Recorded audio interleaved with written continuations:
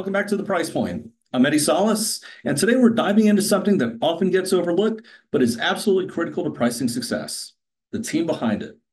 Pricing isn't a solo sport, it's a team effort. And just like in sports, each player has a role to play. Today, we're going to break down the key traits that you're going to want on a high performing team. We're going to delve into why they're important, examples of their responsibilities, and more importantly, how the combined efforts drive a highly successful pricing organization.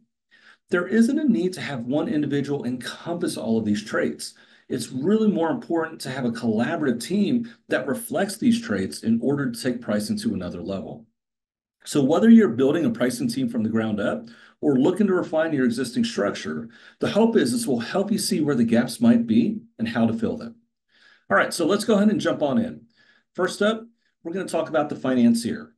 Think of them as the CFO of pricing. They're the ones making sure the numbers add up, whether it be sales impacts, margins, or maintaining a competitive price image.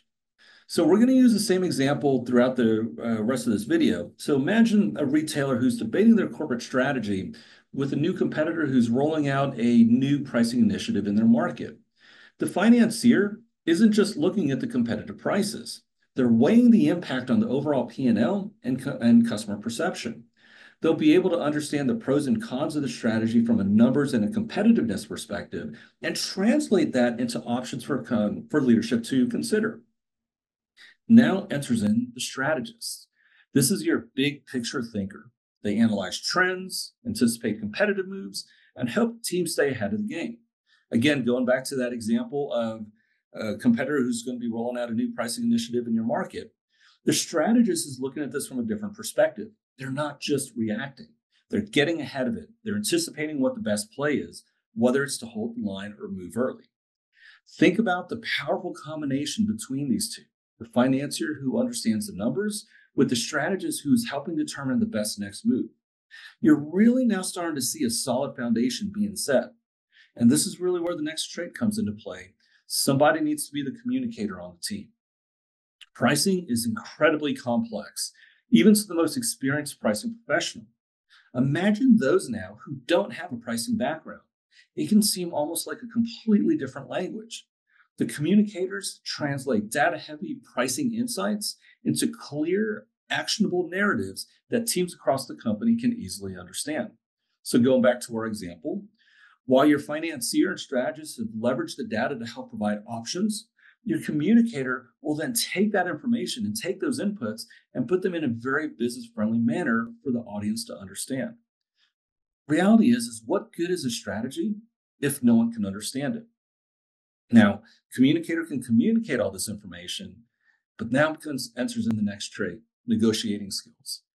Negotiation isn't purely a category manager or a buyer function. It's very much a pricing function as well. The ability to sell ideas is critically important to a pricing organization. And it comes in across a number of manners, whether we're talking about trying to negotiate shifts in corporate strategy, or the need for budget dollars to get better competitive insights, or even the need to ask for more headcount. You have to have strong negotiating skills in order to sell your idea. So going back to the example, where does that leave us? Your financier is running the numbers to understand the impacts. Your strategist determines the best options to go with based upon the competitor's moves. Now your communicator and negotiator come to play to really help communicate and sell the idea to leadership or others within the organization. But we're still not done. The question is, do you have the processes and technology in place to support this new strategy? Enter in the innovator. Every pricing team needs someone thinking about what's next and what's needed. I've always held the firm belief that strategies are just words until you have the technology to put it into action. Your innovator can not only fill that gap, but also be forward-looking to continually refine processes to make them more efficient, along with seek out necessary adjustments needed to your current technologies. They need to have a firm understanding of where the organization is going, but also have the ability to reflect on what's working and what could be better. So we've gone through all of that. What happens if we went ahead and executed the new strategy? What happens on a day-to-day basis?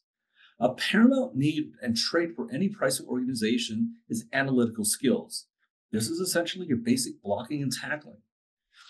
With this new strategy that's been rolled out, you need someone to continually look and report out and see if the strategy is working or not, and then elevate any concerns or provide any type of reflective information, to whoever the audience is, whether it be leadership, category managers, or others within the organization.